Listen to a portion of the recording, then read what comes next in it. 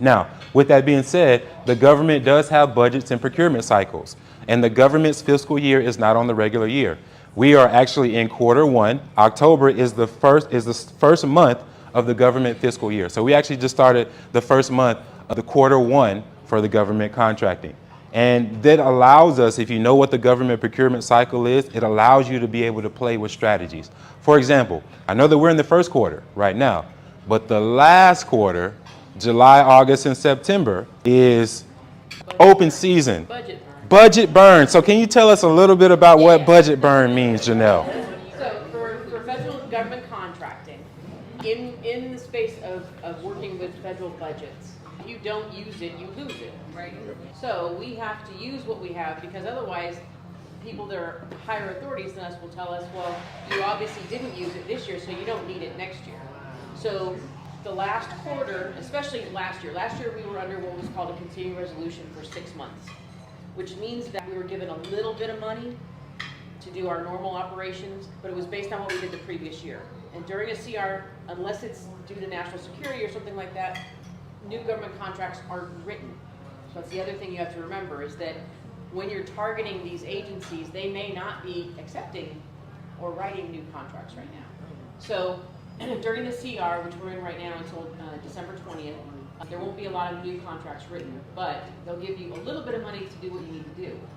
That pushed us last year, where the last quarter, as TR said, was a big scramble to get all the money spent. We got full year funding at about March, April, and then we had until September to spend it all.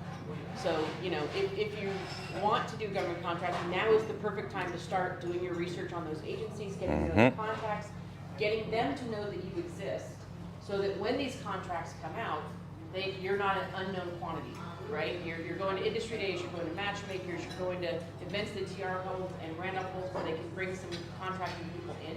But everyone's got a little bit different schedule too. Locally, I think they end June, right? It's the end of the fiscal year for the school board. So the timing is everything when you're doing government contracts. Always, timing is huge.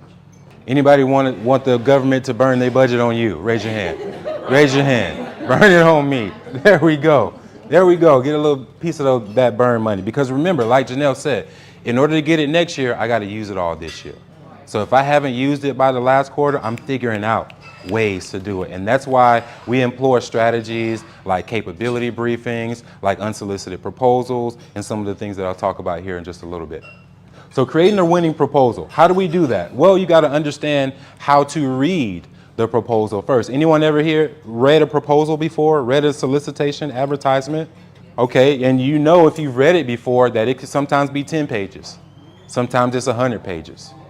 I was doing something with one of my clients out at the airport for Concourse B. They had an RFP that was like 988 pages. So you've got, yeah. So how do we go through and find out the information of what the government is actually wanting us to do? So you got to understand how to read the RFP, how to read the solicitation. You also, we suggest to you the power of building relationships and doing what we call moving to the left of the procurement life cycle towards where there is no cone of silence. So this is one of the terms that you'll see common in government contracting, a contract officer. I want you to understand that government contracting is a vicarious purchase. What do I mean by that? Similar to when you buy a toy for your child or your niece. You don't use that toy. The child or the niece uses the toy. So the person who purchases it, isn't the person who actually is the end user. And it's the same way in government contracting. The contract officer is the purchaser. The program manager or the director is the user. So I want you all to understand that when we start talking capability briefings and you'll hear, oh, talk to the contract officer, talk to the CRO or the core, all of those different things. Move as far left as possible to not only the contract officer, but even a step further to the procurement manager or to the program manager and director, because they are the ones who are actually saying, I think I need this wall painted. And then they go to procurement and say, hey, find someone to paint that wall for me. Does that make sense? Yeah.